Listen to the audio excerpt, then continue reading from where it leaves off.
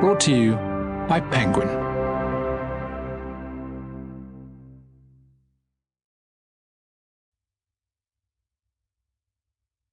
The Christmas Swap by Talia Samuels. Read by Charlotte Hamblin and Amélie Roch. Monday, 18th of December. Chapter 1. Margot. So you and I have been together for 5 months?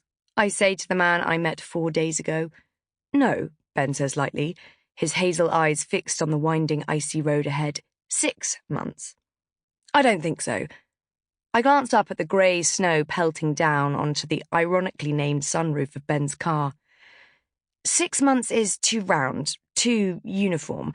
When concocting a lie, you want to avoid box-fresh perfection.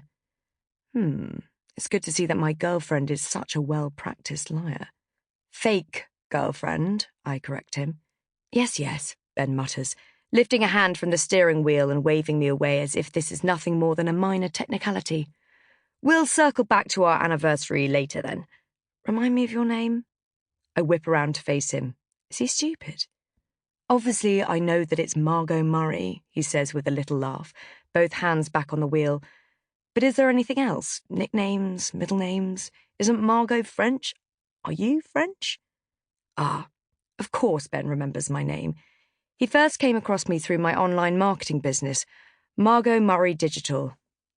He'd have to be more than a bit slow to forget the name I plastered all over my website and socials.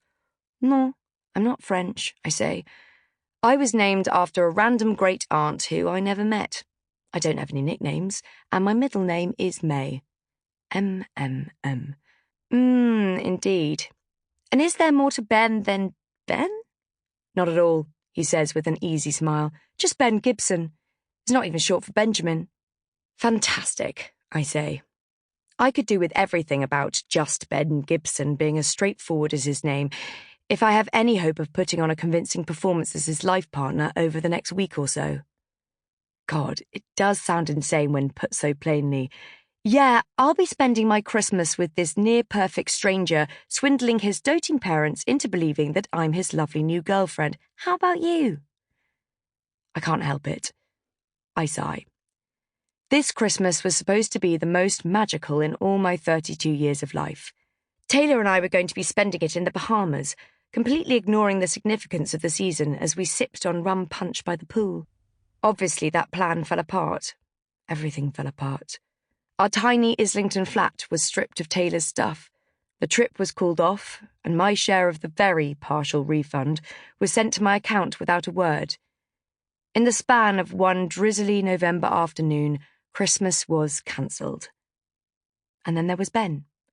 Ben, who I'd been talking to for weeks already, as I worked on a major project his jewellery company had hired me for. Ben, who could never grasp what I meant by SEO or PPC, but always made sure to tell me I was doing a great job and that the website I was designing looked fantastic.